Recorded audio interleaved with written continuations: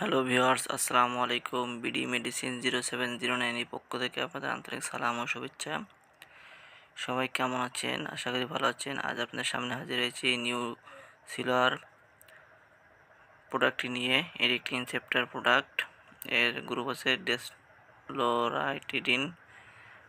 Viewers, এর সিরাপের কার্যকরিতা সম্পর্কে একটু জেনে নিই। এটি অ্যালার্জিজনিত নাকের সমস্যায় ব্যবহৃত হয়ে থাকে। যাদের গা চুলকায়, নাক দিয়ে পানি পড়ে, তাদের ক্ষেত্রে খুবই কার্যকর একটি ঔষধ।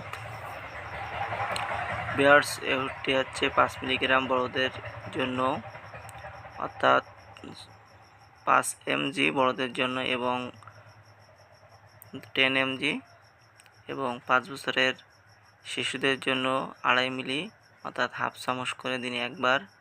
6 থেকে 11 মাস বয়স শিশুদের ক্ষেত্রে 2 মিলি, অর্থাৎ 1 মিলিগ্রাম দিনে একবার, অথবা চিকিৎসকের পরামর্শ অনুযায়ী সেবন করবেন। আপনার চিকিৎসক আপনাকে যেভাবে প্রেসক্রিপশন করবেন আপনি সেভাবে সেবন করবেন।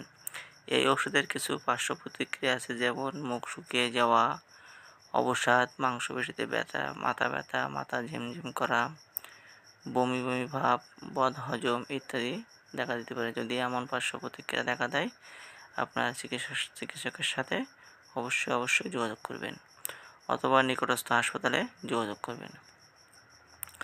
ভিউয়ার্স, ভিডিওটি না টেনে সম্পূর্ণ ভিডিওটি দেখবেন, তাহলে ওষুধ সম্পর্কে সব কিছু বুঝতে পারবেন। অবশ্যই আমার চ্যানেলটিকে সাবস্ক্রাইব করবেন।